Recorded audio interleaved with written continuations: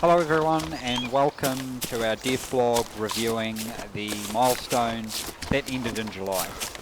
So this milestone, the idea is to prepare and see if we can actually release a alpha based on this milestone, and the results were no.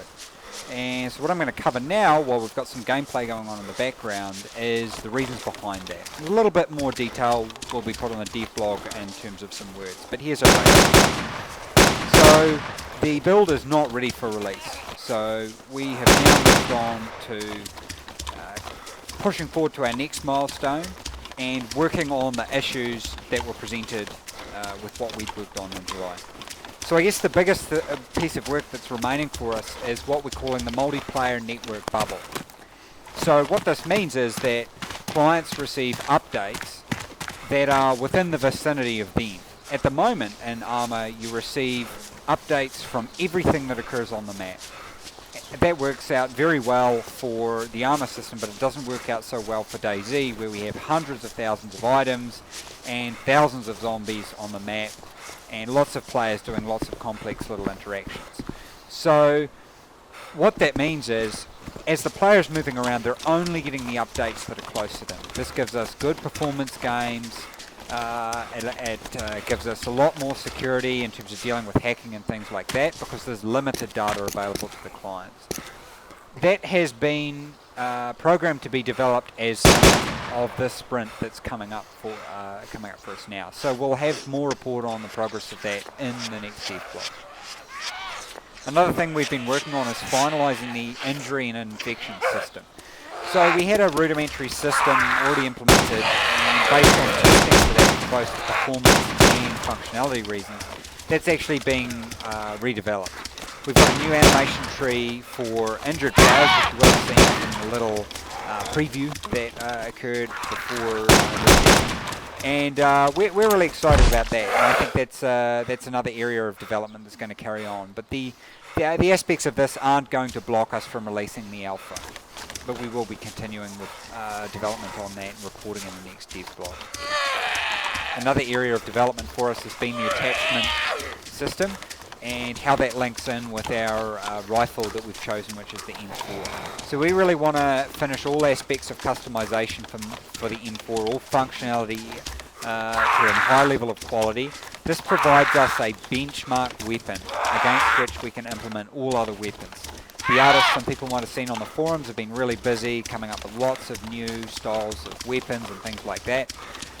We're just focusing on the M4 now. We're going to add in all the functionality for the suppressor, different sights, extended mags, all this kinds of stuff, so that we have this excellent benchmark. Custom animations, custom muzzle flashes, everything per weapon, so that we really make them shine. Because we think that weapons are your levels in DayZ, so they're very important, and we want them to really reflect that.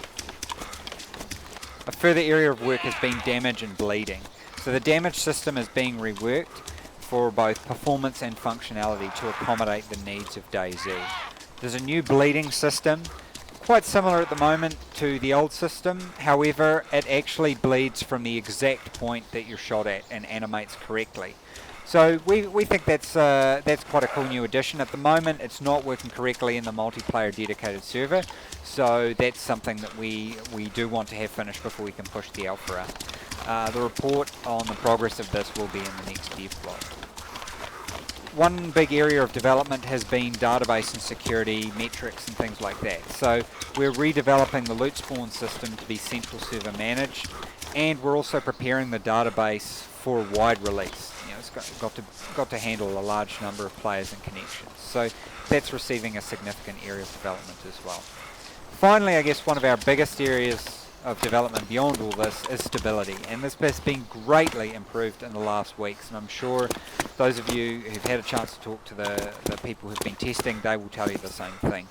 We've still got some way to go to accommodate the player levels that we feel is necessary for useful feedback, and I guess that's kind of the most important point to make in this development blog. Everybody really wants it to be released, and you know, we're really happy with how it's starting to look, but until we cover off on the very basic foundations of it, there's just nothing there to play. There's nothing there to really enjoy. We feel we're very close to that, but we want to take the time that's necessary to deliver on that. And that is obviously frustrating for everyone involved, both on the project team and as well as people wanting to play it. But really, without these things, it's just not possible. So we really appreciate people's patience with that. And I'll be posting more detail and text on the Devblog over the weekend as well, once I've had a chance to sleep. So we hope you enjoyed this little teaser, and we're going to finish off the development blog with some interviews with some of the staff so you can hear how things are going on. Thanks very much for tuning in. Hi Evan, welcome again to the developers blog. So what are you currently working on at the moment? I should stress that I'm not there alone working on Churros. It's a collaborative effort of me and Senshi, and currently we've started making that really big thing. It's been hinted, we've been talking about it for quite a long time, almost a year. So in the extent of original Churros, we are trying to bring more content. So instead of some border forests, which were boring, monotonous, we are coming with a real landscape, so we have obtained the new aerial photos. We are currently working on the road network, on the basics of the design, and mainly on the forests, which still constitute about like 40 or 50% of the redesigned area. So what else do you expect to be in the northern expansion? We are planning to have there some rock formations. If you've seen our latest development blog or the photos from the visit to Churros, we have visited the nice sandstone rocks, so we took some inspirations there. Certainly plenty of new cities, villages. Hopefully we will expand the railway network as well. It's lots of exciting things, and above all, we expect that there will be something new to explore, and also some parts in the original Churros which aren't really visited in DayZ because there's just nothing beyond them. Will get some more attention from the players. So what kind of new assets are we looking at? You know, what buildings should we expect? What kind of rocks, trees? What's going to be new? We are trying to be quite conservative because the data sets we have at hand are quite big already, but we are mainly trying to come up with something which would be functional. So one of the things I would really like to try would be some better way to display or to represent small water bodies in the landscape, especially streams. So having ponds more frequent so that players can get some dirty water, fill in their canteens. This can be very nice for the gameplay. Same goes for the small police stations. In the region like Northern Churros, it would be quite logical to have police station almost every bigger village, and of course police have weapons, they have better gear, they have some uniforms, equipments, and we are trying to think along the lines of what could be useful for DayZ. Same goes for small health centers, which are quite common in the Czech countryside. So you have bigger village, there's a health center which has fairly good equipment. So instead of, for example, having to set back to Chernogorsk if you're in need of some special supplies, you can also go somewhere else. So I hope decentralizing places where you can get these special assets can lead to a more variegated gameplay, just to remove the stereotypes which are associated to the way the Churros is laid out.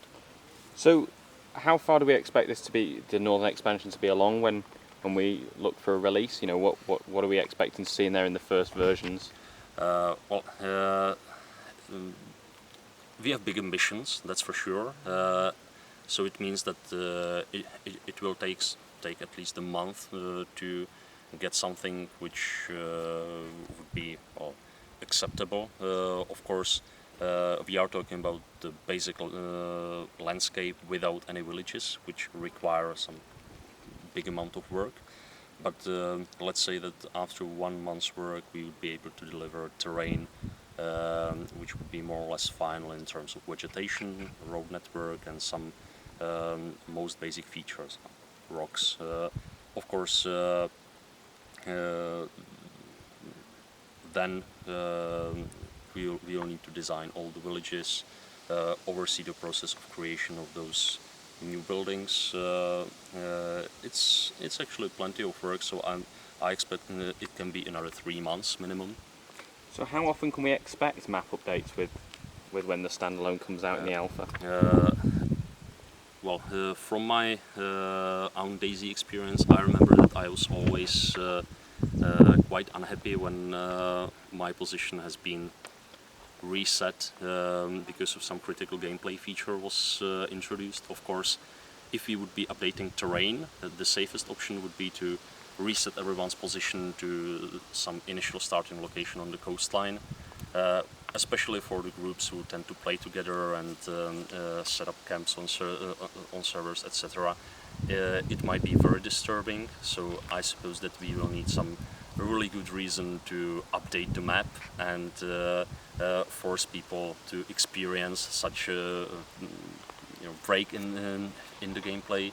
So definitely it will be in the bigger batches. So for example, public alpha can contain the map without any towns and villages, and next update after a few months can contain these. If we will be making some more enhancements, it can be another 3 or 6 months. We would like to keep channels alive and respond to people's needs, ideas, and also to fulfill some of our ambitions and dreams. But I think we should not overdo it with bothering players and forcing them to restart too often. So just to finish off then, so what are you most looking forward to with the expansion? Well, I'm looking forward to the moment when I would just go to some village on the north, and instead of some generic hills, I'll see that inviting landscape, and I'll for the first time try to explore it proper. Thank you very much for your time. You're welcome. Nice day.